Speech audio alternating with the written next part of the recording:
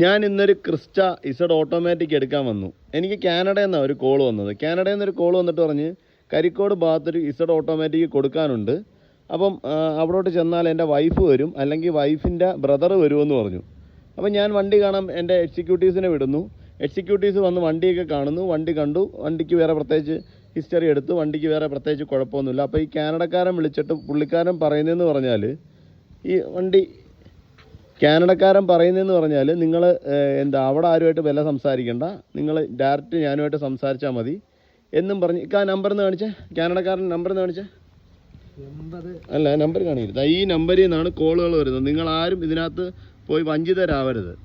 അപ്പോൾ ഈ നമ്പറാണ്, ഈ 8082896476.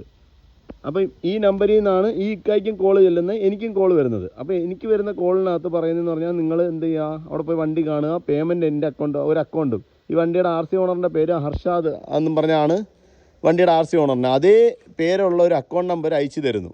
എന്നിട്ട് നിങ്ങൾ ഫണ്ട് അയക്കും. നിങ്ങൾ ആദ്യമേ ഒരു 5 ലക്ഷം രൂപ അയച്ചാൽ മതി. എന്നിട്ട് നിങ്ങൾ വണ്ടി ഷോറൂമിലേക്ക് എടുക്കും, ബാലൻസ് പേയ്മെൻറ്റ് അവിടെ തന്നാൽ മതി.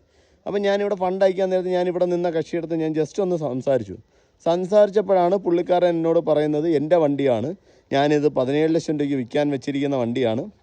ആ പുള്ളിക്കാരൻ നമ്മളുമായിട്ട് കച്ചവടം ചെയ്തത് തന്നെ വേറെ അതിനെക്കാട്ടി നല്ല വില കുറച്ചിട്ടാണ്.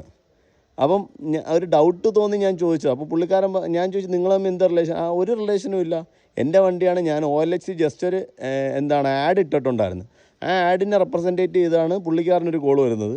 നമുക്ക് ഷോറൂമിൻ്റെ പേര് വെച്ചിട്ടാണ് കോൾ വരുന്നത്. അപ്പോൾ ഇങ്ങനെയുള്ള പറ്റിക്കാൻ വേണ്ടി ഒരുപാട് ആൾക്കാർ നിൽക്കുന്നുണ്ട്. നിങ്ങളാരും വഞ്ചിക്കപ്പെടരുത്.